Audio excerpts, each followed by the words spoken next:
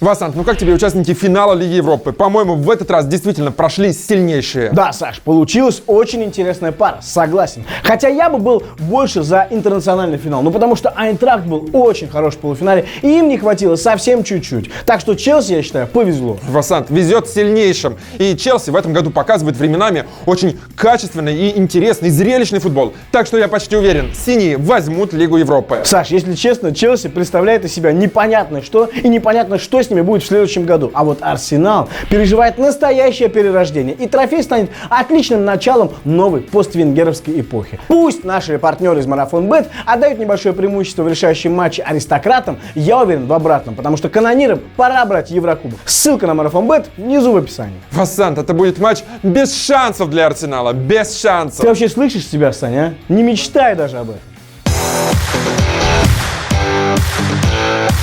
Лигу Европы выиграет Арсенал. И первая причина — Унай Эмери, король этого турнира. Брал его 3 раза, причем подряд. Абсолютный рекорд. Эмери точно знает, как настроить команду на один важный матч. А у него в соперниках напротив неудачник Сарри, который вечно проигрывает самые важные игры в карьере. Да, Маурицио тактически сильный специалист, но пока в Челси он и близко не построил команду, о которой мечтает. При этом Арсенал на пути к финалу уже обыграл бывшую команду Сарри Наполи. Пришло время обыграть и нынешнюю.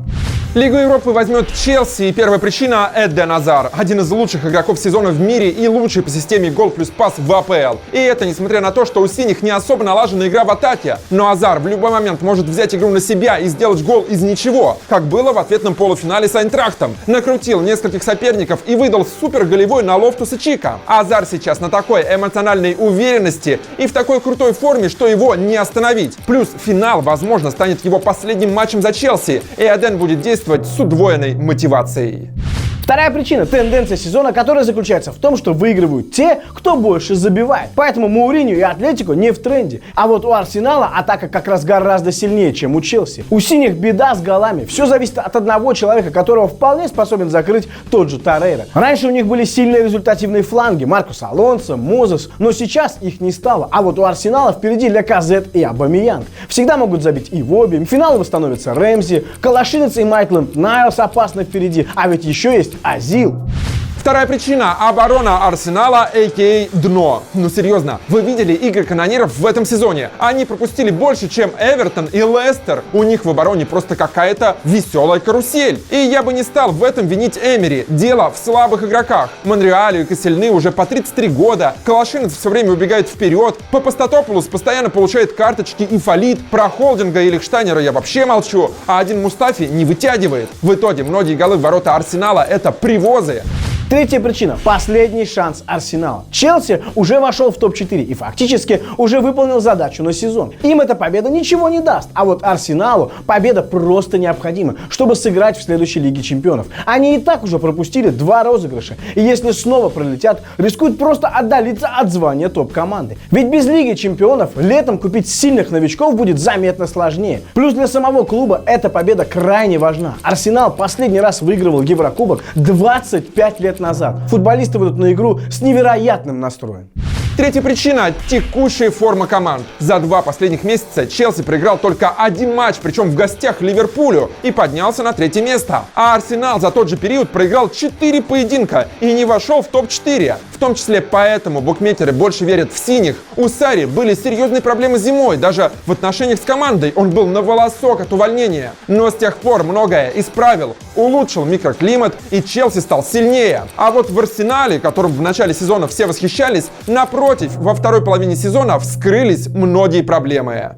Четвертая причина — Ляказет и Абамеянг. Я говорил в целом про силу атаки Арсенала и слабость атаки Челси. Но не выделить этих двоих я просто не могу. Потому что сейчас это самая сильная пара нападающих в мире. Именно пара, потому что сейчас в 2 центрофорварда уже почти никто не играет. А Эмери нашел для них идеальное сочетание. Они очень разные. Абамеянг улетает в контратаке, а Ляказет очень силен в позиционке. И оба сейчас в огненной форме. У француза в мае за 3 игры 3 гола и ассист. У габонца 4 игры 7 голов и ассист. Они просто порвут Челси. Четвертая причина — Арсенал нестабилен, Эмери недоволен, никак не определится с составом, постоянно ротирует, то сажает Азила, то Мхитаряна, то Торрейру. Поэтому канониры и могут проиграть 3 матча подряд. И если с таким Арсеналом синие выйдут первым номером, забить они смогут. Если что, канониры привезут себе сами. Помимо Азара, Педро забивает. Виллиан может решить. Жиру — лучший бомбардир Лиги Европы. А быстрые контратаки Арсенала Челси способен сдержать. Канте, Луис, Эмерсон, Аспиликуэта — ни у кого нет проблем со скоростью. Ну и пятая причина – игроки с дополнительной мотивацией. Такие футболисты часто могут решить исход встречи, и у Арсенала таких сразу несколько. Петр Чех, проводящий последний матч в карьере, причем против клуба, в котором стал легендой и который от него отказался. Аарон Рэмзи, последний топ в Арсенале, из тех, кого вырастил Венгер, тоже уходит. Ну и Азил провел ужасный сезон, но если он своими действиями принесет Арсеналу кубок, то заставит всех замолчать. Ну и пятая причина. Сарри может удивить Эмери. Помните финал Кубка Лиги, в котором Челси неожиданно закрылся, и даже грозная атака Сити ничего не могла с ними поделать? Тем матчем Маурицио показал, что может отказаться от Сарри-бола и сыграть на результат. А оборона Челси показала, что она довольно надежна. И если Сарри решит действовать вторым номером, Арсенал вряд ли что-то создаст в позиционных атаках. У них в центре проблема. Азил Мхитарян не в лучшей форме, Рэмзи растренирован. Челси же на контратаках вполне способен поймать дырявую оборону пушкарей.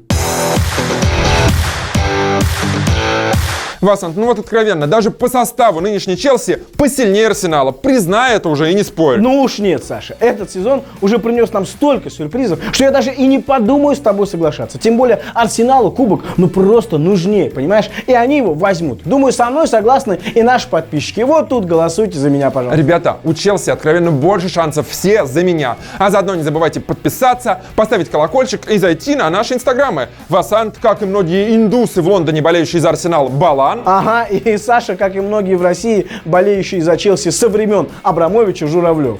Неправда, я еще до его прихода стал болеть. Ага, да-да, и твой любимый футболист Деннис Уайс или Джимми Флойд Хасси? Нет, Зола. Ну, конечно, Тур Андре Фло, блин.